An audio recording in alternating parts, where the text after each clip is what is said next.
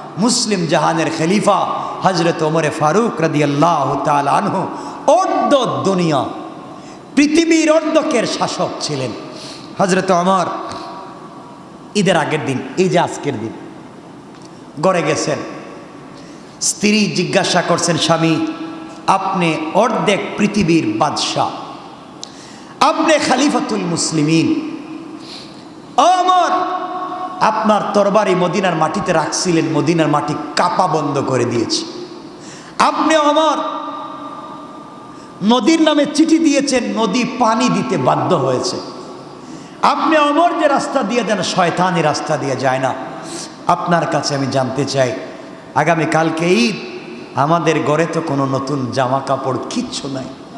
আপনি খলিফাতুল মুসলিমিন, আপনি অর্ধ জাহানের খলিফা, আর আপনার পরনে ছেঁড়া ছেঁড়া কাপড়। আমি নিজেরে বুঝ দিলাম, আপনি আপনারে বুঝ দিলেন, কিন্তু আমাদের ছোট্ট বাচ্চাটাকে তো বুঝ দিতে পারবো না। ছোট্ট বাচ্চাটার জন্য আজকে আগামীকালকে ঈদের দিন কিছু একটা কিনেন। কার কথা বলতেছি? অর্ধ জাহানের বাদশাহ, আমেরিকার না, লন্ডনের না, অর্ধ পৃথিবীর বাদশাহ ওমর। অর্ধ পৃথিবীর বাদশাহ ওমরের কথা বলছি। স্ত্রী যখন বলছেন বাচ্চার জন্য একটা কাপড় কিনেন, হযরত ওমর ফারুক রাদিয়াল্লাহু তাআলা আনহু বললেন, আগামীকালকে ঈদ, ছোট্ট বাচ্চাটাকে জামা দেওয়ার মতো সামর্থ্য আমার নাই। চিন্তা করতেছে কে আছে এখানে যার কাছে একটা বাচ্চার জামা দেওয়ার সামর্থ্য নাই? আর অর্ধ পৃথিবীর খলিফা বলতেছেন, আমার কাছে ছোট্ট বাচ্চার একটা জামা দেওয়ার সামর্থ্য নাই। স্ত্রী বলছেন, তাইলে আপনি কি করবেন? সবাইকে তো বুঝ দেওয়া যাবে, বাচ্চাটাকে তো বুঝ দেওয়া যাবে না। হযরত ওমর ফারুক রাদিয়াল্লাহু তাআলা আনহু অর্থমন্ত্রীর নামে চিঠি লিখলেন। অর্থমন্ত্রী ছিলেন আবু উবাইদা ইবনুল জাররাহ রাদিয়াল্লাহু তাআলা আনহু। রাসূলের আমিন যিনি ছিলেন আবু উবাইদা ইবনুল জাররাহ রাদিয়াল্লাহু তাআলা আনহু অর্থমন্ত্রী, তার কাছে চিঠি লিখলেন ওমর। বললেন, ভাই আমি তো এই দেশের খলিফা, অর্ধ জাহানের বাদশাহ, আমারে আগামী মাসের অগ্রিম বেতনটা দিয়ে দাও। আমি আমার বাচ্চার ঈদের জামাটা কিনবো, টাকা পয়সা কিচ্ছু নাই, ঘরের ভিতরে আগামীকালকের খাবার নাই, তুমি আমাকে আগামী মাসের বেতনটা দে। চিন্তা করতেছেন নি আপনারা? আজকে আমরা কোথায়? কেন তারা দুনিয়ায় থেকে জান্নাত ক্রয় করেছেন? কেন তারা চক্ষু বন্ধ করলে সব দেখতেন? কেন তাদের হাতের কাছে পুরা পৃথিবী কাঁপত? একমাত্র তাদের কাছে ছিল আমানতদারি। হযরতে ওমর ফারুক রাদিয়াল্লাহু তাআলা আনহু আবু উবাইদা ইবনুল জাররাহর কাছে চিঠি দিলেন। আমার মুসলমান বন্ধুগণ, গভীর মনোযোগ। আবু উবাইদা ইবনুল জাররাহ রাদিয়াল্লাহু তাআলা আনহু অর্ধ জাহানের খলিফা, মুসলিম মিল্লাতের খলিফা, খলিফাতুল মুসলিমিন আমিরুল মুমিনিন হযরত ওমর ফারুক রাদিয়াল্লাহু তাআলা আনহু, যার একটা আঙ্গুল হেলনে অর্ধ পৃথিবী শাসন হয়ে যেত, যিনি রাস্তা দিয়ে গেলে শয়তান পর্যন্ত রাস্তা চেঞ্জ করে দেয়, যার সামনে পারস্য নতজানু হয়ে বসে যেত, যার সামনে দুনিয়ার কোনো ক্ষমতা পর্যন্ত কাজ করত না, এই হযরত ওমর চিঠি লিখে পাঠাইয়া দিলেন। আর চিঠিটা আবু উবাইদা ইবনুল জাররাহ অর্থমন্ত্রীর কাজ পর্যন্ত পৌঁছে গেল। চিঠি খুললেন, তিনি পড়তে লাগলেন, আর তিনি দেখলেন খলিফাতুল মুসলিমিন বলছেন 1 মাসের বেতন চাই। আবু উবাইদা ইবনুল জাররাহ যায় নামাজ বিছাইয়া দিলেন, হাউমাউ করে কাঁদতে লাগলেন আর বলেন, আল্লাহ তুমি আমাদেরকে এমন একজন খলিফা দিয়েছো, যেই খলিফার একটা আঙ্গুলের ইশারায় গোটা দুনিয়ার অর্ধেক পর্যন্ত চলে আল্লাহ, কিন্তু সেই খলিফার ঘরে আগামী কালকে ঈদের দিনের খাবার নাই।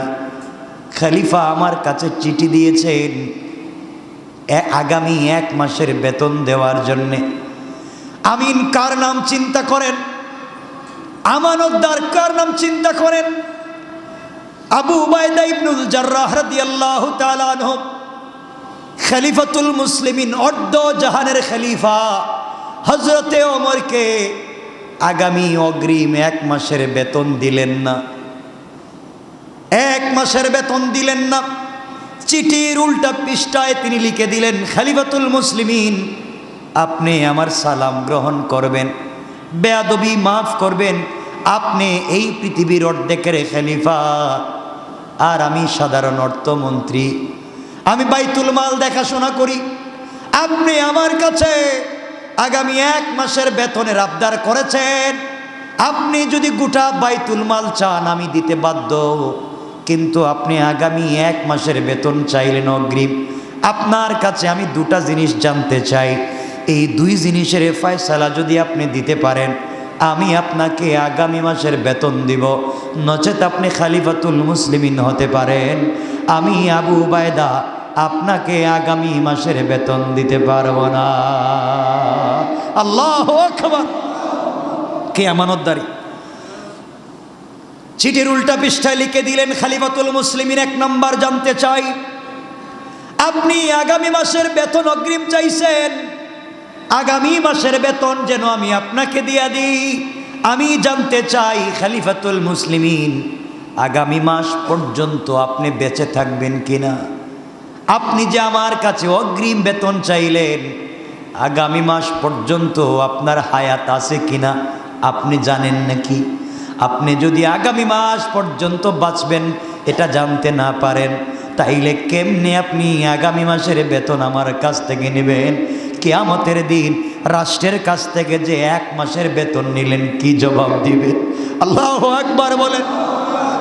ও খলিফা, আপনার কাছে আমি 2 নাম্বার প্রশ্ন রাখতে চাই। 2 নাম্বার আমি জানতে চাই, আপনি যদি আগামী 1 মাস বেঁচে যান, আপনাকে আগামী 1 মাস এই দেশের জনগণ আপনাকে যে খিলাফতের দায়িত্বে রাখবে এর কি গ্যারান্টি আছে? আগামী মাসে এই দেশের জনগণ, এই পৃথিবীর নাগরিক আপনাকে যে খলিফা রাখবে তা আপনি কেমনে বুঝলেন? হয়তো আগামী কালকে এই দেশের জনগণ আপনাকে ক্ষমতা থেকে নামাইয়া দিতে পারে, আপনি কেমনে আগামী 1 মাসের বেতন চাইলেন? আপনি বলেন তো, আগামী 1 বছর আপনি ক্ষমতায় থাকতে পারবেন কিনা? এই 2 প্রশ্নের জবাব যদি দিতে পারেন, আপনাকে আগামী মাসের বেতন আমি দিতে পারি। এই চিঠি হযরত ওমরের কাছে পৌঁছে গেল। হযরত ওমর চিঠি খুললেন, অপর পৃষ্ঠায় যখন দেখলেন সিজদায় পড়ে কাঁদতে লাগলেন, আর বললেন, আল্লাহ, তুমি আমাকে কিয়ামতের দিনে জবাবদিহিতা থেকে বাঁচাইয়া দিয়েছ। আল্লাহ, আমি মরে গেলে আমার কোনো কষ্ট নাই। আমার দেশে এমন একজন আমানতদার অর্থমন্ত্রী আছে যিনি বাদশাকে পর্যন্ত অগ্রিম 1 মাসের বেতন দেয় নাই।